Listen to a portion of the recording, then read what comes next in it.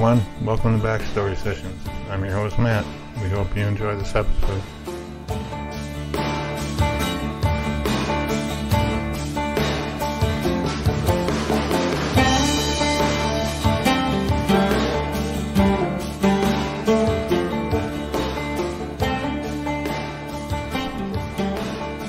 Hey everybody, it's Kat, and I want to welcome you to this episode of Backstory Sessions. I'm joined today by my co-host, Matt. Hey, Matt. Hey, Kat. Hey, everyone. How are you?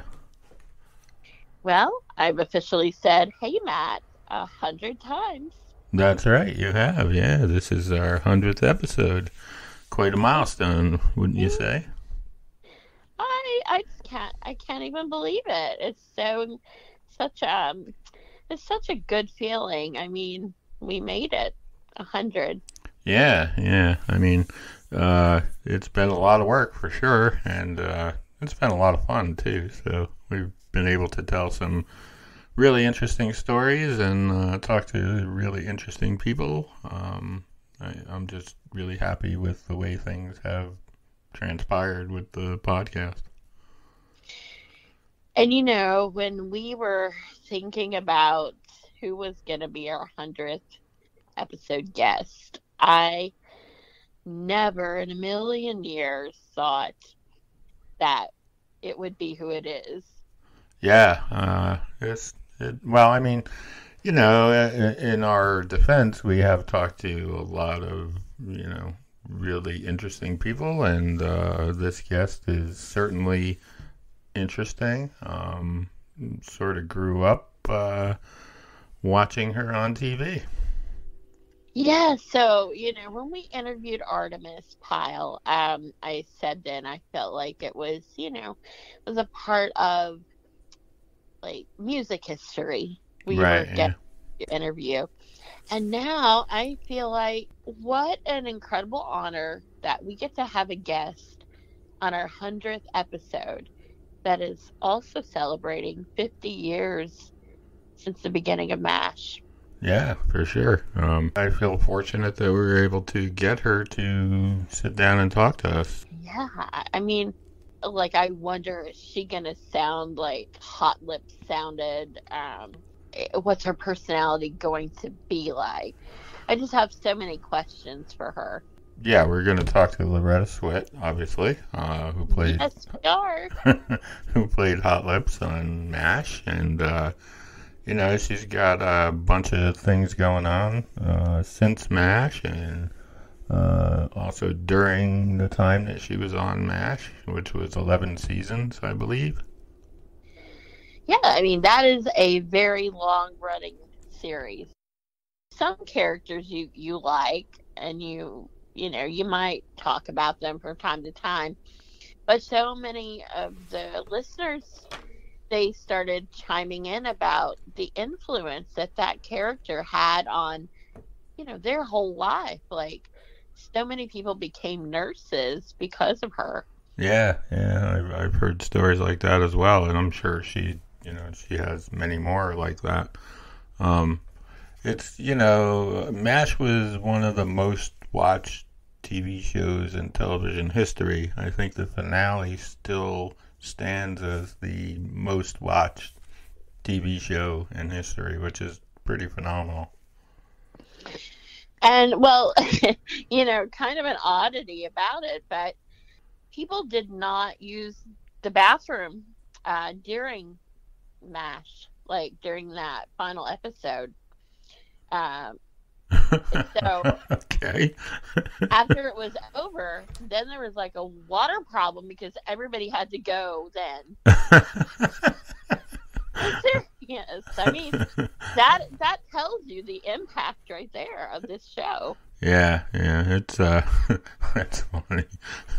I remember seeing the episode, and it was certainly you know, it's worthy of all the accolades it's gotten, and you know, all the, you know, it's just one of those things that you remember from when it happened.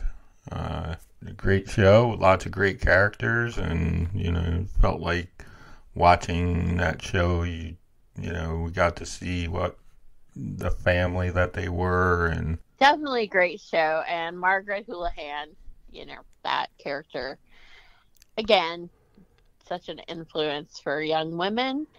A lot of people have grown up to be a lot stronger just by watching her. And I mean, what an honor that is to bring to life a character that's able to have that influence and impact. and also, what an honor for us to have her on the podcast. It's one of those things, like you were saying with Artemis. It's just it's so surreal in ways that you get to talk to these people.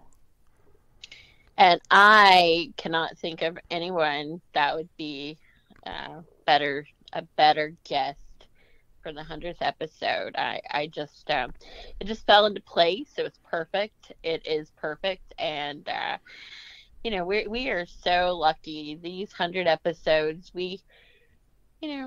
they've really been good to us.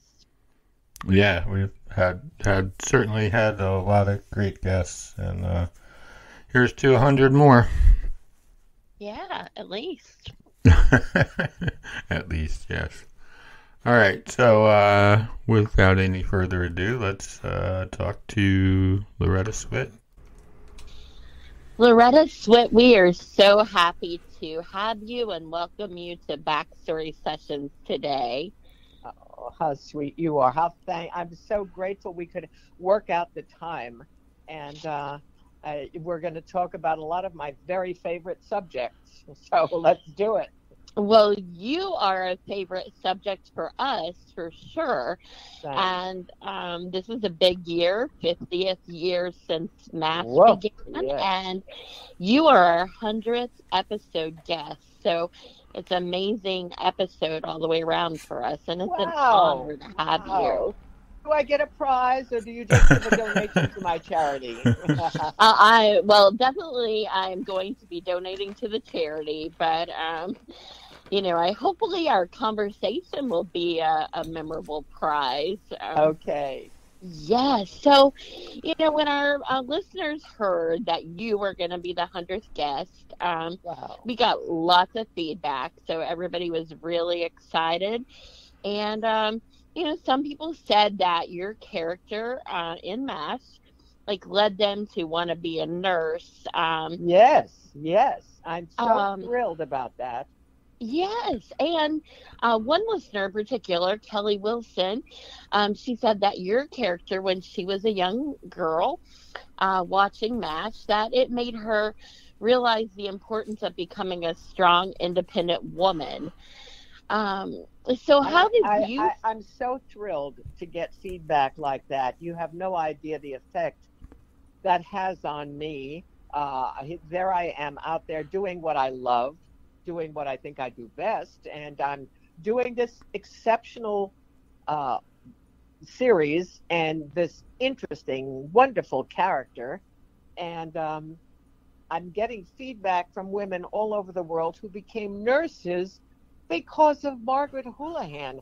I'm overwhelmed by this because I will never meet these people, and I have had this incredibly positive effect on their lives. It's overwhelming, really.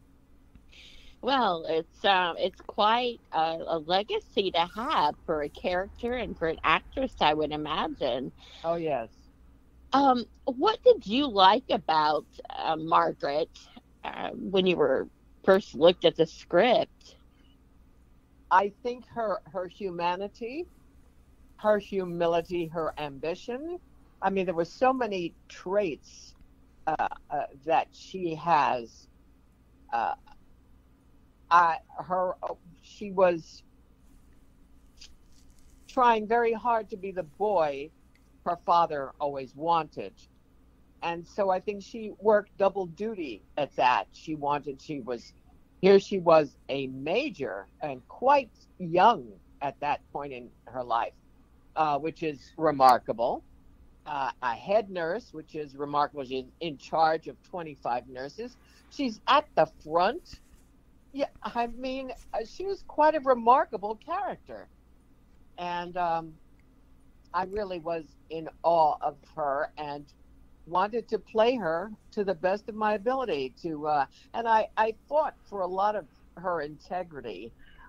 Initially, the approach was, this is a situation comedy, but I fought against having any comedy demean her and her position, if that makes sense to you. It definitely does. And looking at the time period when it was taking place, That's right. all the more important that you took that stand, I think. Um, Yes, I'm just very proud of the way I fought to have her evolve into this strong uh, and efficient. She was good at her job. And when I took on the role, I have sort of made that announcement. I said, I want this character to be the best damn head nurse in Korea. And that was that was Loretta's goal. well, I think she pretty much achieved that over, was it 11 seasons that match was? That's right. Yes. Wow. I mean, that is a long running series for sure. Um, did you know from the pilot in, I guess, 1972, did you know it was going to be the iconic series that it's become? Honestly, I don't think anyone in their wildest dreams would ever have visioned this to happen.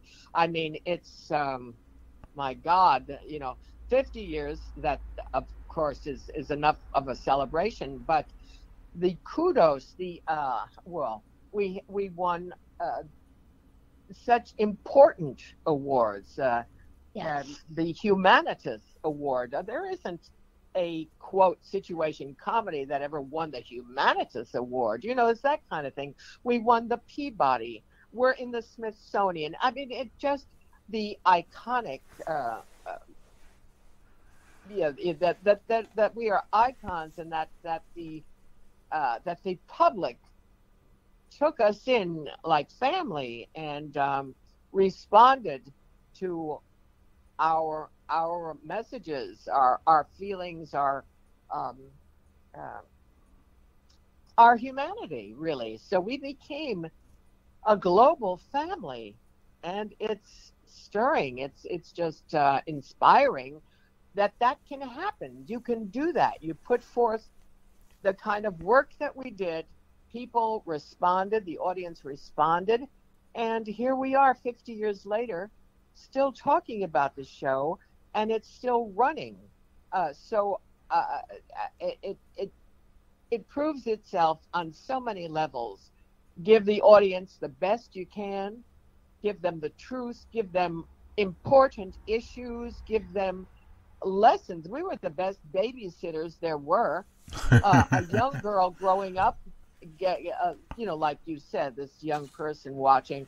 So she was being given some life lessons that were really good. Yes. So we're all very proud of what the show stood for in terms of excellence and quality. And I get life lessons, things that we believed in, that we felt were good. So what was it like on the set? Where I mean, I know this is situational comedy, but during wartime, and you all are very serious actors, but you're playing these characters that humor is so important to. So was it a fun kind of set to be on, or how was that? Okay, the interesting thing about doing this, yes, it was wartime. We were close to the front, and we were operating daily, sometimes 18-hour shifts. What we always kept in mind for the undercurrents of the show is that the comedy, the craziness, the silliness, the pranks came out of the fact that we couldn't allow ourselves to drown in the drama. Yeah. We were crazy to stay sane. We were doing crazy things because we needed the sanity. You follow that thinking? I know it sounds like the opposite, but we were determined to stay sane in a very crazy, insane situation. You're standing in blood 18 hours, patching bodies together that are generally very young bodies. And it's after a while, you need to break out of that and do crazy things. You know, even if it's have a drink or have this crazy still in the swamp or to run around with, I mean, it just, so we always, as a group, reminded ourselves that that's why we were behaving insanely. And that's why it worked. It kept us sane, and we could laugh and we could joke and we could do those things because we had to. We had to get through that terrible period. And it just works. It works, and it worked for us, and it worked for them at the front, you know. So did any of the antics that took place like develop into the script? Maybe they hadn't been planned, but something funny that someone did ended up to be part of that character or part of that episode? No, I don't think so. But during the rehearsal period, course, these are very, very inventive actors, very, and we knew our characters really well. We were getting deeper and deeper into the characters. So during the rehearsal day, sometimes something would occur that we would suggest and so forth. But no, we had some great writers, really amazing, great writers. And you generally you stick to what they wrote because they were good. Larry Gelbart was a genius, so you didn't mess around with a Larry Gelbart line because it was not going to be better ever, than Gelbart. But there were times when a funny line would come out of us during rehearsal, and they would say, "That's great, leave it in, that's funny," or whatever. But it was a communal contribution, everybody throwing in their best into those moments. And I imagine you developed friendships working so many hours. Actually, we were a family. We loved each other from hello, and as we continue to grow and change, we are an exceptional things happened. Like we lost two major characters in year 3. The end of year 3, we lost McLean and we lost Wayne.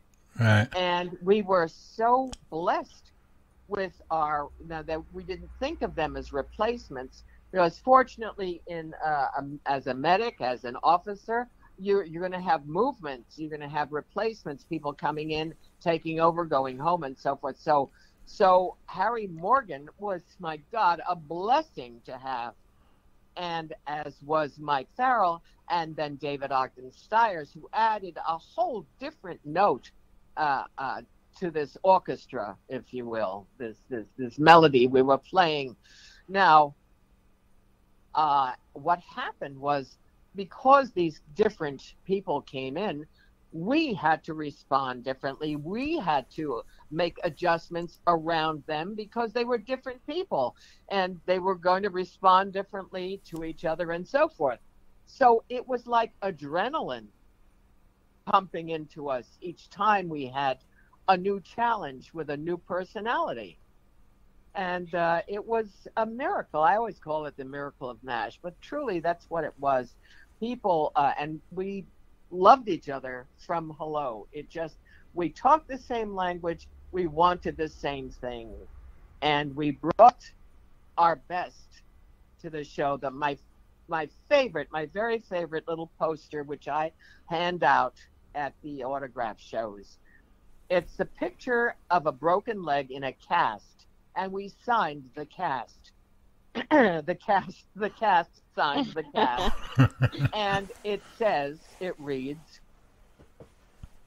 we set out to break a leg. You know, that's what we say in the theater instead of Right. good luck. Right. So it reads, we set out to break a leg. Underneath that it says, the rest is history. Aw. For me, that says what happened in 11 seasons. From the pilot, where I was with Alan, to Goodbye, Farewell, and Amen, where I was with Alan. We were the two who were in the beginning and the end, and trailing just a little bit behind was Jamie Farr, who joined us the first year as a day player and then stayed for 11 seasons. and continued to stay as the character. Klinger stayed in Korea and married a beautiful Korean bride. But the thing is, we were and are, I have to say, family. There are 5 survivors who are always in touch, who see each other, who love each other, and we are family. But the family, I have to tell you, is global.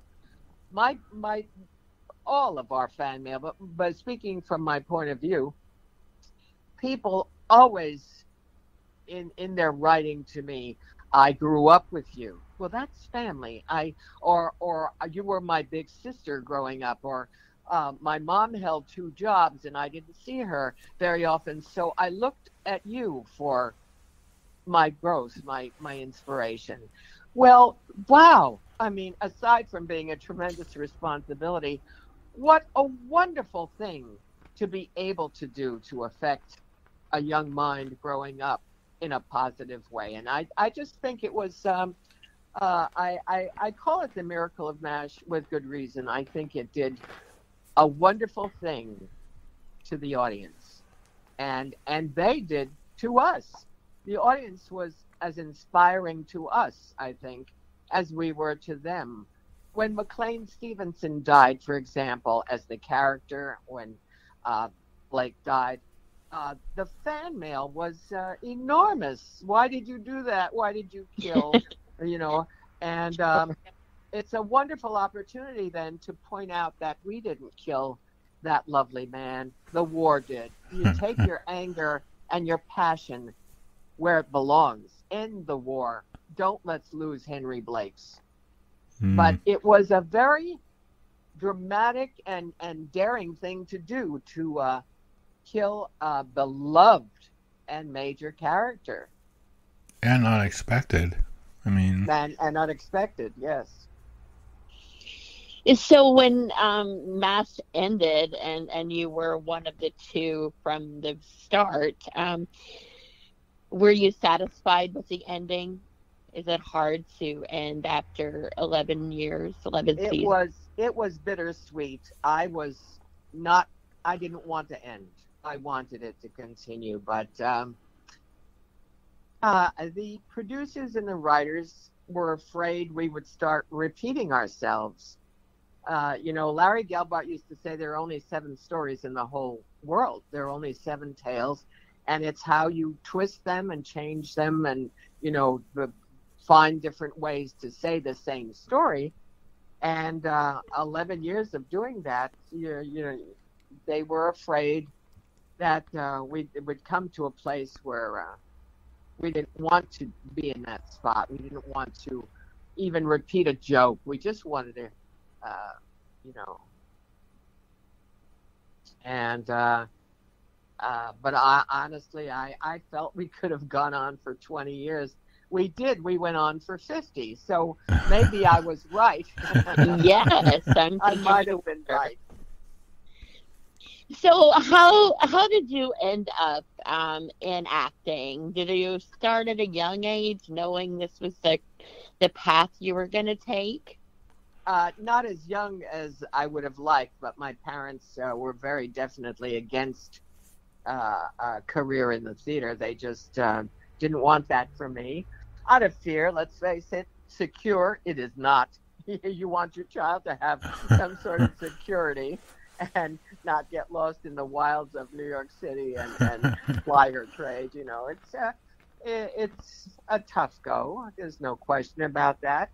But I always knew that's what I wanted to do, and as soon as I was an age where I could say, "Mom, I'd live for you, but I can't live for you. I die for you. I can't live for you. I got to do what I got to do, or whatever." But I think in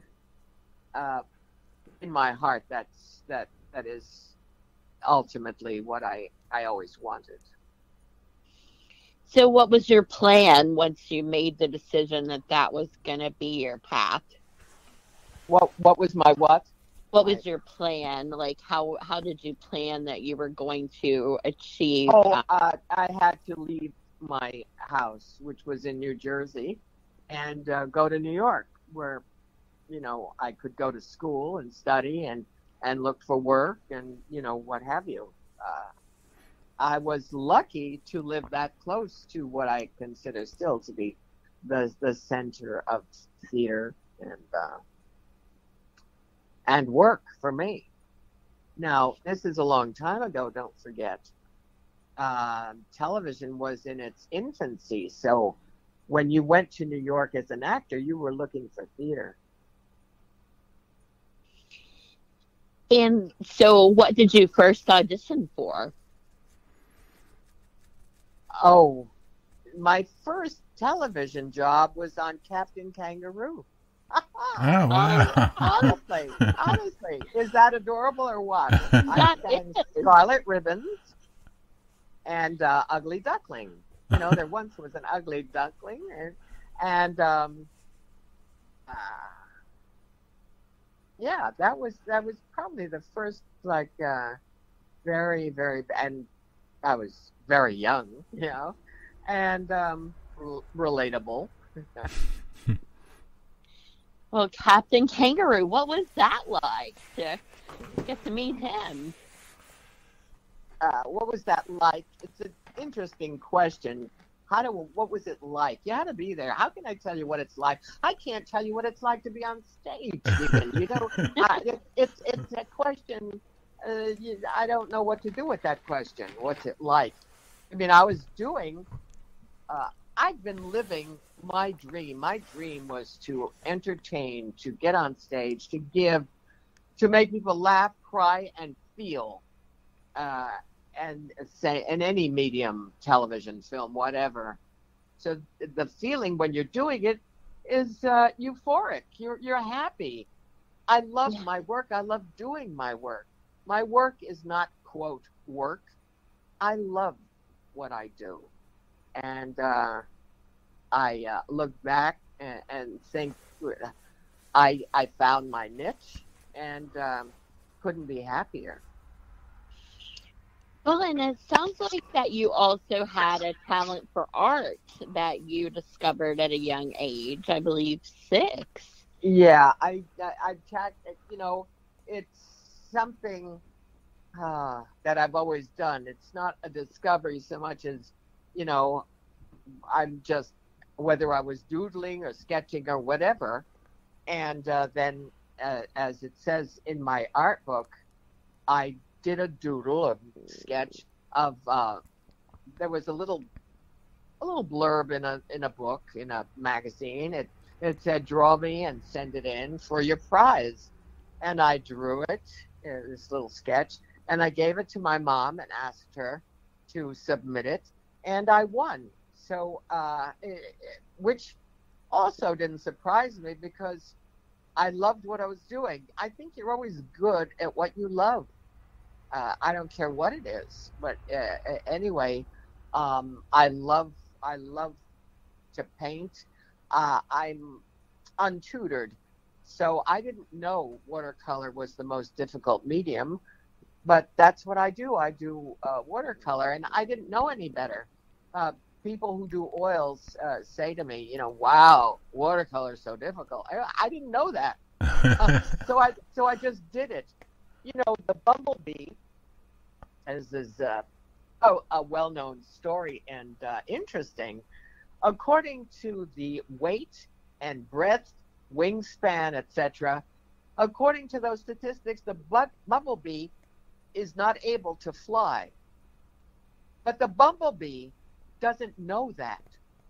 So the bumblebee flies. And that applies to a lot of things that you go out and do because you love it. You know, they say, be happy, sing like nobody's listening in the shower. You do your best singing in the shower. Dance like nobody's watching. Or so. I think that bumblebee theory is very applicable, and I see the growth in my work as an artist. I'm preparing my second book, and I can look back and see what I thought was very difficult in the first book that I'm now sort of doing more easily and simply, and I know how to do that. And that's why practice works, why doing things works. Practice makes perfect, they say. Well, when I was learning how to play tennis, for example, I understood how practice made you a better player. Well, the first day you go out on the court, you can't even hit the ball with your racket. So the second couple of weeks or whatever, you're finally making contact with the ball. The third, fourth week or whatever, you're actually hitting it over the net. And then in a month or two or whatever, you're hitting it so that your player can't get to it. Your opponent can't get to it. So you get better all the time. And that's why a teacher will tell you to play with somebody who's a better player, because it makes you work harder and do better. And so these are all, I think, theories that work. They're honest and true, and that's what it is. And so if you would have maybe gone the route of taking art lessons, perhaps the watercolor would not have developed at the level that you're at now, because you possibly just thought that was going to be too hard. It's very possible. My artist friends, the true artists who study and paint and sell and do, they years ago discouraged me. They said, don't study. You're going to spend 6 months learning dark and light, and you're doing it now. So so what you're learning is theory in an art class, why and how. I learned it the hard way by doing it. Yeah. Or is it the easy way? I'm not sure. You see what I'm saying? So right. All I know is I just did it, and here I am planning my second book. And and when I look at the progress, I'm very pleased that it's proving itself. It keeps growing, and it's working. Well, let's talk about this first book that you have. So this is watercolor of animals. So are these all dogs or cats or? No, they're animals. There's exotics. There's farm animals. There's everything. There's also some florals, and but there's all kinds of animals.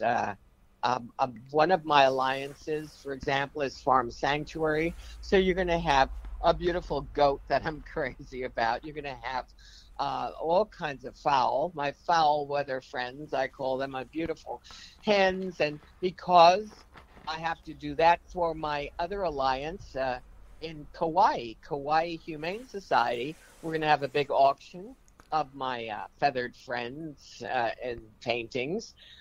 So all of these things that I do tie into my charity. It's all about getting a payoff with art and making it work for other things that does good. And but yes, there are, 3 or 4, I can't remember, maybe 5 florals mixed in with, as I say, there's there's dogs and cats. Yes, there's farm animals, and there are exotics. There's a white tiger. There's a lion. There's, so it's all of it, all sentient creatures and florals. And do you feel like you're capturing their personality or their spirit, even though we're just looking at that moment in time that we get to see? Yeah. You're speaking more like the observer. Yes. As a painter, as an artist, you don't sit at the easel saying, I'm going to capture her soul. That's not how it's. For me, anyway, that's not right. That's not the way you approach it. It's more like, seeing shapes and colors and eyes, and but quite a few of my artist friends and even just friends who are not into art say there's something about my eyes, the eyes of my animals that I have captured. But that's not your intent when you sit down. You paint what you see, and if in that process I capture that moment in the eyes, then wow, but it's a process, and you're painting what you see, and that's what I see in those eyes, or in that mouth, or that nose, or I don't. You follow my thinking as sure as artist, yeah. Yeah. Well, I can imagine they say eyes are windows to the soul, so there must be something that's coming through there. There's spirit. Oh too. yes. Oh, absolutely. Yeah. Absolutely. We're doing that, but we're really now talking only about intent. Just sitting down at the canvas. Let me capture this soul in her eyes. But I mean, listen, how that's amazing that you are doing that. Like, even if it's not the intent, it's just really cool to me to think about the artist. And I have no skills in art like that. But no, Kat. When you say that, I have to address it. Okay. Would you like to paint something? Would you like to draw or sketch or paint or something? Would you want to do that? I did try drawing, but I just more stick to writing and music. You're doing what you love. That's my point. People will look at my painting and they'll say, God, I wish I could paint. No, you don't. If you wished you could, you would. It's that simple. I know it sounds, honestly, I know it sounds like a simple rule of thumb. It's just, if you want to do it, do it. And then you find, you made an attempt. It wasn't for you. Obviously, you want to write. Yeah. It's so simple. We generally allow ourselves to do what we love, what we want to do, how we all want to express ourselves. We all want to be accepted with our expressions. And so that's what we do. Somebody said to me once, well, I can't draw a straight line. I said, you don't have to. You use a ruler. What do you think? So it really is very simple. So how long did it take you to put the book together, like all of the artwork and the whole process? I know you have to. Yeah, it's the pages and publishing and stuff like that. That's what takes longer. But the book and writing, I picked it's very easy for me to pick the ones I want to feature, and then to write. I have these little stories, editorials. Well, they're like my children, these paintings. They're very easy for me to tell you a story about. Sometimes it's what was going on in my life that brought me to that sketch or that painting, or so that's the easy part. It's a long time in the publishing area, and I think that's what takes the most time, and I would say the good part of the year, the better part of the year. Sure. So the second book that you have coming out, will that be more paintings of animals and? Absolutely the same thing, with more Okay. news, with more what we've accomplished, the alliance, the what we've done with your money, with your contributions. I think that's important to keep it in the family. This is what I did with your money, or laud somebody, for example. I did a commission, and the donation was $5,000, and I'm able to write a story about those very generous people with a picture, a photo of the painting. You see, so Aw. that's coming up in the second book. It'll have different stories. Well, I can't wait to get my book, and Oh, then yes, please, I'll be please. able to see all the stories and follow along, so that when we talk next time, I'll just have all kinds of questions. So when did you get involved in animal activism? Oh, it that's been my life. I mean, I just always related to animals. I mean, from the time I was in a stroller, my mom and dad used to tell me they'd laugh. I'd see a dog and I would blow up like a little red balloon and say, "Doggy, doggy, doggy, doggy, doggy, doggy," and they were like afraid I was going to burst.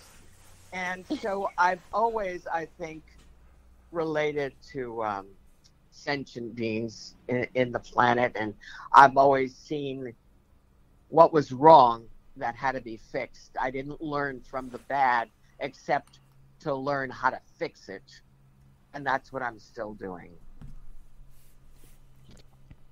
And so you have also developed a perfume or fragrance. This is true. How about that? But it's not a new thing. I have had non-commercial fragrance at private shows for a long time. I now have commercially available the slide, which is very popular now. The slide of my perfume. It's called Switheart. There's a surprise. It's an adorable And I title. love it. I love the bottle, and I love everything about it. And of course, I love the scent. It's exotic. There are different little, I guess, yeah, I guess different types of perfumes. Like there's floral, and while they're all floral, they're different. Yeah,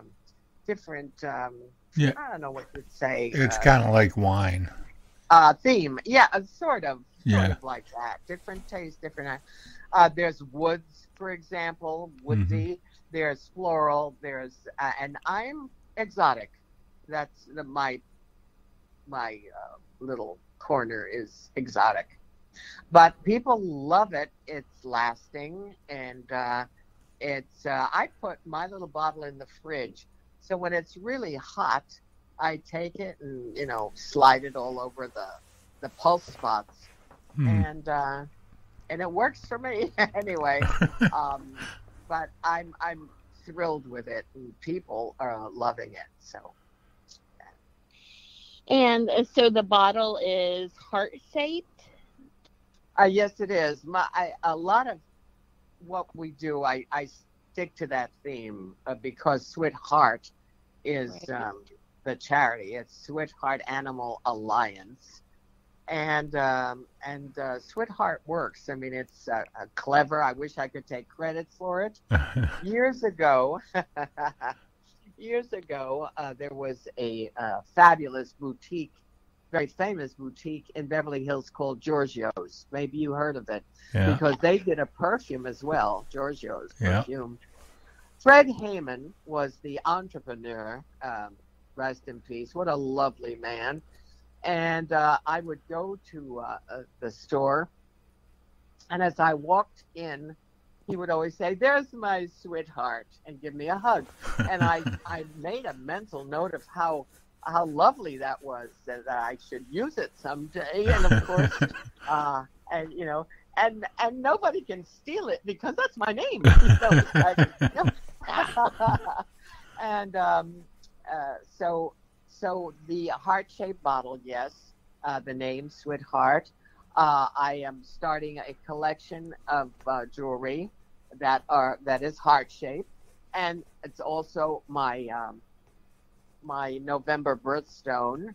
So it's all there. I try to keep it related to the hearts, and because I'm appealing to everything heartfelt. You know, I want people to learn more about what we can do to help animals in our society. We unfortunately put millions of animals to death every year because there are no homes.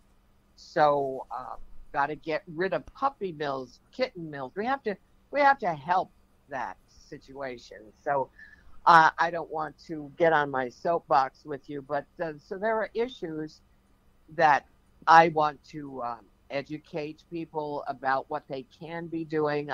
How can I help you? Oh, go to your shelter and take a couple of those dogs and take them for walks there. Keep them in society. Let them get stay with people and be friendly and so forth. There's so many things you can do to help that won't take up a lot of time and won't take any money. Of course, we always need money, but you see what I'm saying. So Yeah. part of my job is education, and that's what I continue to do. So, you have a new book that's going to be coming out. You said also jewelry. I'm also November, so Yes, I'm the 4th of November. When are you? I'm the 10th, so we're pretty close there. Oh, really? Scorpio. You're a Yes. Scorpio. I'm a triple Scorpio. Wow. Yes, I know. People generally sort of, they tend to back away a little bit. It's Probably wise. a very, very strong sign, but a fervent friend. Scorpios Yes. are good friends. You know that. Seek them out, I always say. Hmm. Well, Matt, you are not a Scorpio, but do you have a question that you are dying to ask? I do. So, when is your second book coming out? Oh, please. Oh God, not for a while. Oh, okay. I'm so busy with projects right now. Sure. I don't get to it full time. But we have a collection of about 20 new paintings. So there's the beginning, and things happen, of course, every day. Sure. See, I have new alliances.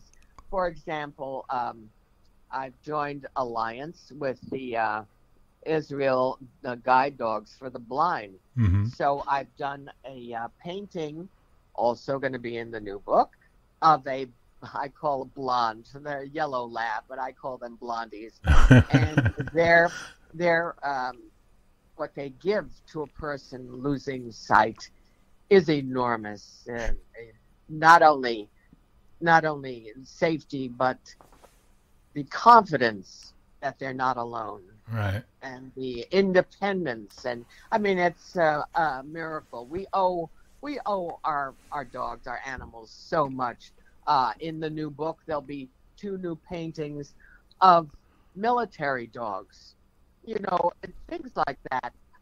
One, I'm friends with his partner, and I'll have a picture of him with his dog, with his military dog, and he lost both legs in Afghanistan. So the book is going to be enriched by a lot of these stories and new paintings. That sounds really cool. The other question I had was, you just did the well, I mean, the 50-year anniversary just passed for MASH. I'm curious how you guys celebrated it. It's a huge... Oh, we're still, you know what? It's too big. It's too enormous to do in one day on the 17th. And I was with Jamie on our anniversary. We've all been in some fashion together.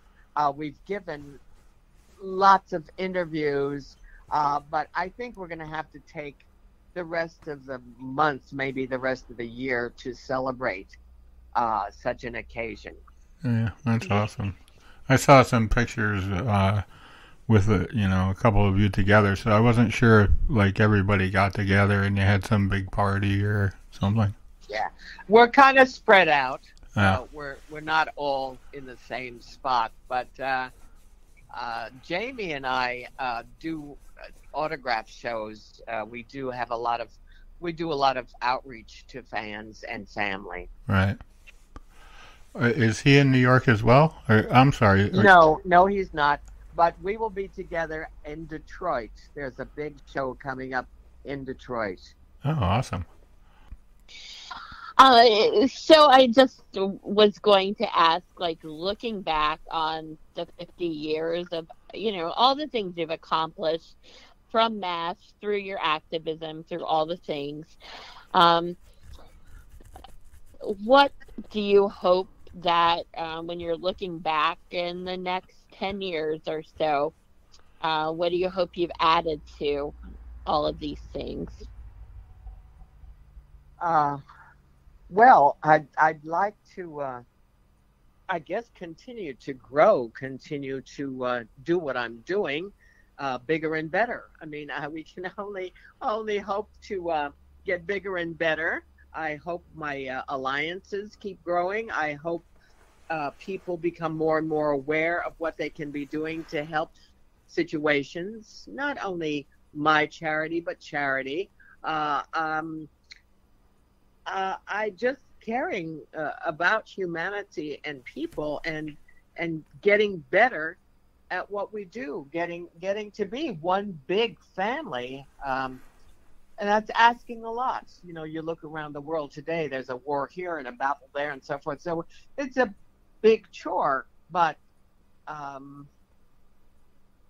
guess going forward in the next 10 years, I look back at what we've accomplished. I would like to keep doing more and more and better and better. Yeah. And I don't know what new wonderful things that will come up that I don't know about now that I can talk about to you. So I hope I'm here to grasp onto them and get bigger and better. Yeah. Yeah, so we'll have to, in 10 years, we'll have to do this again. Oh, we won't wait that long. No. We won't wait that long. No, we've got that book to talk about once I get my copy. We should talk in a couple of months, okay? Yes. Well, you have been the most wonderful 100th guest that we could possibly have. How thrilling. I am thrilled. Do I get like a title or something? Or we are definitely going to think of a great title for you, because this is it's an honor, and I feel like I'm just interviewing a part of history. You are an important part. Thank you so much. And God bless. Enjoy the rest of your day. And we'll talk in a couple of months. All right. All right. Thank you so much. Bye. God bless. Bye-bye for now. Take care.